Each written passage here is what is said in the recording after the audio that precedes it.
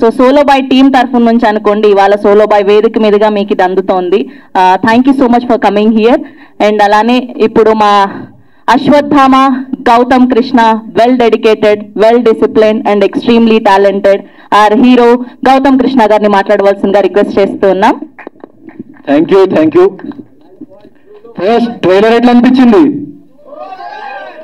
నిజంగా బాగుందా? గట్టిగా కొడుతున్నాం. సో థ్యాంక్ యూ అందరికీ, ఇక్కడికి వచ్చిన ప్రతి ఒక్కరికి, మీడియా మిత్రులకి, then chief guest and mainly Murali Nayak గారి ఫ్యామిలీ మెంబర్స్కి ఐఎమ్ వెరీ థ్యాంక్ఫుల్ మా ఈవెంట్కి వచ్చినందుకు. సో నేను నా స్పీచ్ని 3 పార్ట్స్గా నేను డివైడ్ చేసి చెప్పబోతున్నా. First is solo boy film గురించి. సో సోలో బాయ్ సినిమా అన్నది ప్రతి ఒక్క మిడిల్ క్లాస్ వ్యక్తి వాళ్ళ లైఫ్లో వాళ్ళు ఎక్స్పీరియన్స్ చేసే ఒక సిచ్యువేషన్స్ ఎలా ఉంటాయని చెప్పేసి దాన్ని ఒక నిజ జీవితాన్ని ఆధారంగా తీసుకొని తీసిన ఒక ఫిలిం. సో నేను ఎప్పుడైతే నా ఫస్ట్ ఫిలిం సరిగ్గా ఆడలేదు, జనాలకు రీచ్ అవ్వలేదు అని చెప్పేసి నన్ను నేను రీచెక్ చేసుకొని నేను ఎలాంటి క్యారెక్టర్ చేయాలి అని చెప్పేసి అనుకుంటున్నప్పుడు నేను ఒక 8 నెలలు ఏం వర్క్ చేయలేదు. బిగ్ బాస్కి వెళ్ళలేదు అప్పటికి, ఇంకా నేను ఎవరికి తెలియదు. సో ఆ బిగ్ బాస్కి వెళ్ళే ముందు ఒక 8 నెలలు, సీజన్ 7 కంటే ముందు నేను చాలా ఖాళీగా ఉన్నా. అండ్ ఆ ఖాళీగా ఉన్న సమయంలో నన్ను నేను రీఇన్వెంట్ చేసుకుందామని చెప్పేసి నేను ఆలోచిస్తూ ఉండగా నేను ఎవ్రీడే ఒక 100 కిలోమీటర్స్ ఒక డ్రైవ్కి వెళ్ళిపోయేటోడిని, ఒక కార్ వేసుకొని అందరినీ లైక్ చుట్టుపక్కల ఉన్న ప్రతి వీధిలో ఉన్న లైక్ మనుషుల్ని, బయట ఉన్న జనాల్ని అబ్జర్వ్ చేస్తుండేవాడిని. ఇంకేం చేసేవాడిని కాదు, పొద్దున్న లేచి తినేవాడిని, బయటకు వెళ్ళి జనాల్ని చూస్తూ ఉండేవాడిని. సో నాకు ఒకటి అనిపించింది ఏంటంటే, మన లైఫ్లో మనకు ఎంత డబ్బున్నా ఎంత డబ్బు లేకపోయినా కొన్ని హ్యూమన్ ఎమోషన్స్ అన్నవి కామన్.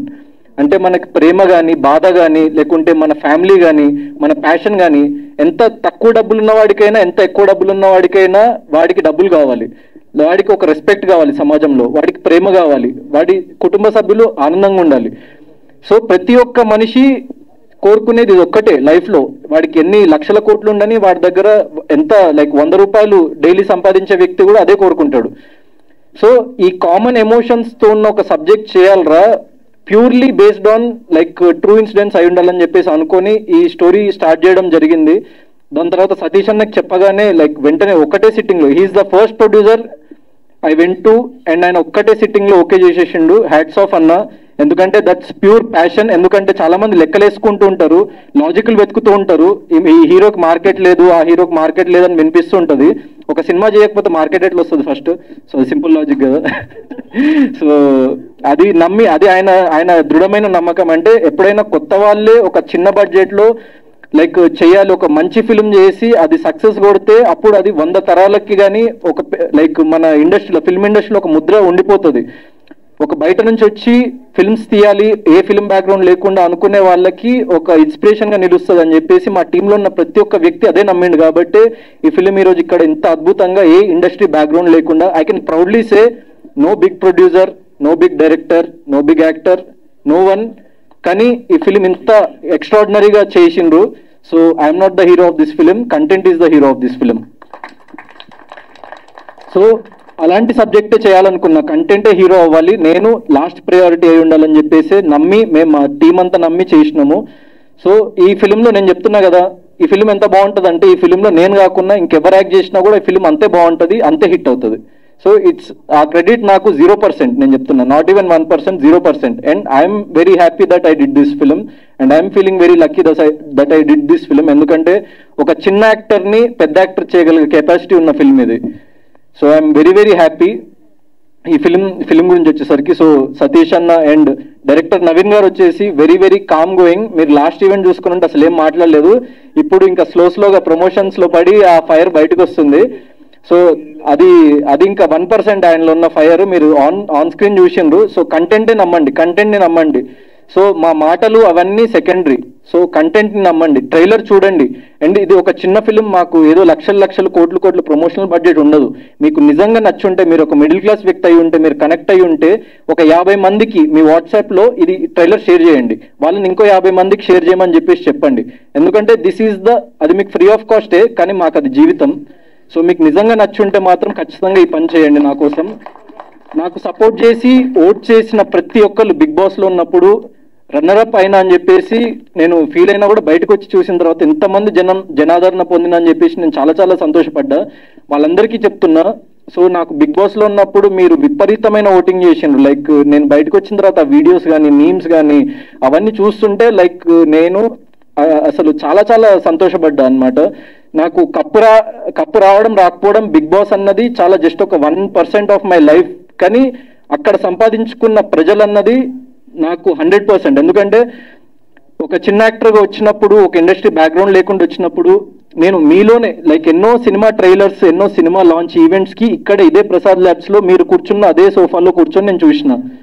మీకు నాకు డిస్టెన్స్ ఒక 10 ఫీట్లు కూడా లేకపోయి ఉండొచ్చు, కానీ నాకు ఈ డిస్టెన్స్ కవర్ చేయడానికి 25 ఏళ్ళు పట్టింది.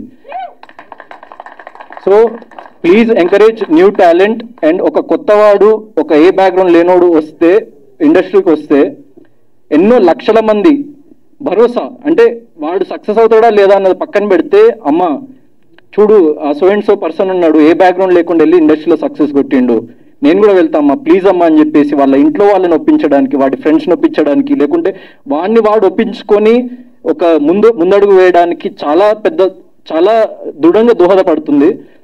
సో ఈ చాలా చిన్న వాళ్ళం మేమందరము, కానీ ఈ కంటెంట్ చాలా పెద్దది, అదే మమ్మల్ని పైకి తీసుకెళ్తుందని చెప్పేసి నమ్ముతున్నా. This is about solo boy film. Second thing, Murali Nayak గారి ఫ్యామిలీ. మేము మెయిన్గా మురళీనాయక్ గారి ఫ్యామిలీని పిలిచి ఫెలిసిటేట్ చేద్దామని ఎందుకు అనుకున్నామంటే, ఎంతోమంది లైక్ డైరెక్టర్స్, యాక్టర్స్ వాళ్ళు చాలా మంది మాకు సపోర్ట్ చేసే వాళ్ళు ఉన్నారు, వాళ్ళని పిలవచ్చు, లాంచ్ చేయొచ్చు. కానీ సోలో బాయ్ ఫిలింలో చాలా చాలా డీప్ కోర్, ఒక చాలా దృఢమైన ఒక మెసేజ్ ఉంటుంది. అంటే లైఫ్లో ఒక మనిషి ఎన్నిసార్లు పడ్డా లేచి నిలబడడమే ఈ ఫిలింలో ఒక లైక్ చాలా మంచి మెసేజ్ ఉంటుంది. ఆ సిచ్యువేషన్స్ చాలా డ్రమాటిక్గా ఉండి మీకు చాలా లైక్ ఫన్ కానీ లవ్ కానీ ఎవ్రీథింగ్ ఒక మెయిన్ స్ట్రీమ్ ఫిల్మ్లో ఉండేవి అన్నీ ఉంటూనే అండర్లైన్ సబ్టెక్స్ట్ చాలా స్ట్రాంగ్ ఉంటుంది. సో మేము ఈ క్యారెక్టర్ జర్నీ చూసినప్పుడు లైక్ ఒక మురళీనాయక్ అనే వ్యక్తి, 25 ఏళ్ల వ్యక్తి, అంటే నాకంటే కూడా వయసులో 3 ఏళ్ళు చిన్న వ్యక్తి.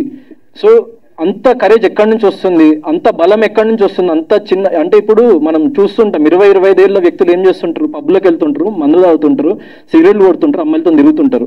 కానీ అలాంటి వయసులో ఒక వ్యక్తి అంత దూరం వెళ్ళి మన దేశం కోసం అంత పాటుపడ్డాడు.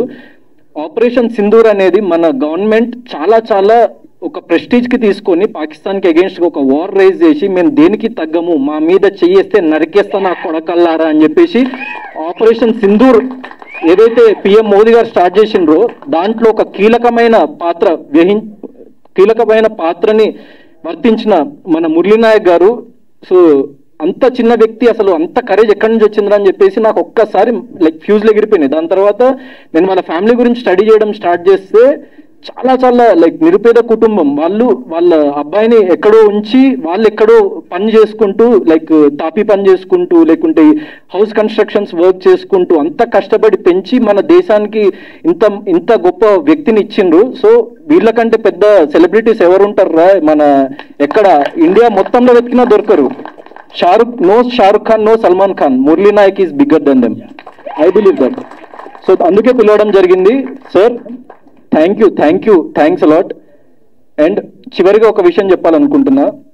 నేను సోషల్ మీడియాలో ఒక చిన్న కమెంట్ చూసిన ఒకసారి, అంటే చాలా వందల వేల లక్షల కమెంట్స్ వస్తుంటాయి, పాజిటివ్ వస్తుంది, నెగిటివ్ వస్తుంది, మనకు నచ్చని వాళ్ళు ఒక్కొక్కటి అంటుంటారు. ఒక కమెంట్ నాకు స్టక్ అయింది. నేను బిగ్ బాస్ సీజన్ 8 నుంచి రన్నరప్ అయి బయటకు రాగానే చాలా మంది లైక్ ఫ్యాన్స్ కానీ లేకుంటే నన్ను అభిమానించే వాళ్ళు వచ్చి చిన్న ర్యాలీ లాగా చేసి లైక్ నాకు పూలదండలు, గజమాలలు అవన్నీ ఏదేదో చేసిండ్రు అనమాట. సో అక్కడ వీడేం పీకిండ్రా, వీడికి ఇంత చేస్తున్నారని చెప్పేసి ఒక కమెంట్ వచ్చింది. సో నేను ఆలోచించిన, అవును కదరా నేను ఏం పీకిన లైఫ్లో, నాకెందుకు ఇదంతా అని చెప్పేసి ఎప్పుడైతే మురళీనాయక్ గారి లైక్ చావు వార్త విన్నానో అక్కడ నేను ఇన్ని సంవత్సరాలు బ్రతికిన ఏదైతే లైఫ్ ఉందో ఒక్కసారిగా నాకు మనం బ్రతుకుతుంది కరెక్టేనా, లేకుంటే మనము నార్మల్ కామన్ పీపుల్ నుంచి ఇంత దూరం వచ్చినాం, మనల్ని ఇంత దూరం తీసుకొచ్చిన వాళ్ళు ఎవరు అని చెప్పేసి ఒక్కసారిగా ఆలోచించిన. సో నాకు ఏ సెలబ్రిటీ సపోర్ట్ చేయలేదు సార్, ఏ ప్రొడక్షన్ హౌస్ సపోర్ట్ చేయలేదు, ఏ పెద్ద డైరెక్టర్ సపోర్ట్ చేయలేదు, ఆడియన్స్ సపోర్ట్ చేసిండ్రు. ఆడియన్స్ నన్ను ఇక్కడ వరకు తీసుకొచ్చిండ్రు. సో నేను నన్ను అభిమానించిన ప్రతి ఒక్క ప్రేక్షకుడి కోసం ఏదో చేయాలని ఆలోచన తిరుగుతున్నప్పుడు మురళీనాయక్ గారి ఈ ఇన్సిడెంట్ జరిగింది. దాని తర్వాత నేను ఇంకా బలంగా ఆలోచిస్తూ ఏదైనా స్ట్రాంగ్ గా మనము ఒక పెద్ద ఈవెంట్ మన నా లైఫ్లో నెక్స్ట్ బిగ్ ఈవెంట్ ఏదైతే ఉంటుందో అక్కడ ఇది అనౌన్స్ చేద్దామని చెప్పేసి నేను ఫిక్స్ అయినా.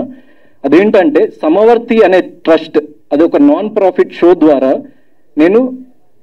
నేను సంపాదించిన ప్రతి ఒక్క రూపాయి నుంచి 50 పైసలు దానికి డొనేట్ చేద్దాం అనుకుంటున్నా, మీ కామన్ పీపుల్ కోసం. అండ్ దాంట్లో ఫస్ట్ డొనేషన్ నా బిగ్ బాస్ లో నేను సంపాదించింది, నన్ను చాలా మంది అడిగింది ఎంత రెమ్యూనరేషన్ సంపాదించాను. 30 లక్షలు సంపాదించింది సార్ నేను 10 వారాల నుండి. 15 లక్షలు సమవర్తి ట్రస్ట్ కి నేను ఉన్న పలంగా నేను దానికి డొనేట్ చేస్తున్నా. అండ్ దాంట్లో ఫస్ట్ డొనేషన్ మురళీనాయక్ గారి ఫ్యామిలీకి 1 lakh రూపీస్ సభాముఖంగా ఇస్తున్నా. Please come sir. అండ్ ఈ సమవర్తి అనే ట్రస్ట్ ఏంటి అంటే, నేను నా సోషల్ మీడియాలో ప్రతి మంత్ 1st తారీఖు రోజు ఆ ట్రస్ట్ ద్వారా నేను ఎంత డొనేట్ చేసిన అన్నది నా సోషల్ మీడియా హ్యాండిల్లో ఉంటుంది. నా సోషల్ మీడియా హ్యాండిల్లో ఉన్న ఈమెయిల్ ఐడిని మీరు డైరెక్ట్గా క్లిక్ చేస్తే అక్కడ వస్తుంది. అక్కడ మీరు సమవర్తి అని సబ్జెక్ట్ టైప్ చేసి మీకున్న ప్రాబ్లం ఏంటో చెప్పండి. నేను ఈ ప్రపంచంలో ఉన్న అందరి వ్యక్తుల ప్రాబ్లమ్స్ తీర్చగలిగే అంత గొప్పవాడిని కాదు, అంత ఆస్తిపాస్తులు నా దగ్గర లేవు. కానీ నా శాయశక్తుల నేను సంపాదించిన ప్రతి రూపాయి, అది రూపాయి అయితే 50 పైసలు డొనేట్ చేస్తా, అది 1 కోటి రూపాయలు అయితే 50 లక్షలు డొనేట్ చేస్తా, అది 100 కోట్లు అయితే 50 కోట్లు డొనేట్ చేస్తా, అది 1,00,000 కోట్లు అయితే 50,000 కోట్లు డొనేట్ చేస్తా. నేను బ్రతుకున్నంత కాలం, నేను చచ్చే వరకు 1,00,000 మందికి ఈ ట్రస్ట్ ద్వారా సహాయం అందాలి అన్నదే నా కోరిక. నిజంగా నా మాట నిలబెట్టుకోకపోతే మీడియా ముందు చెప్తున్నా, సోషల్ మీడియాలో కానీ మీడియాలో కానీ నన్ను ఏకిపారేయండి. నేను నా సినిమాలు కూడా చూడకండి తర్వాత కావాలంటే. నేను నా మాట మీద నిలబడి చూపిస్తా. Thank you.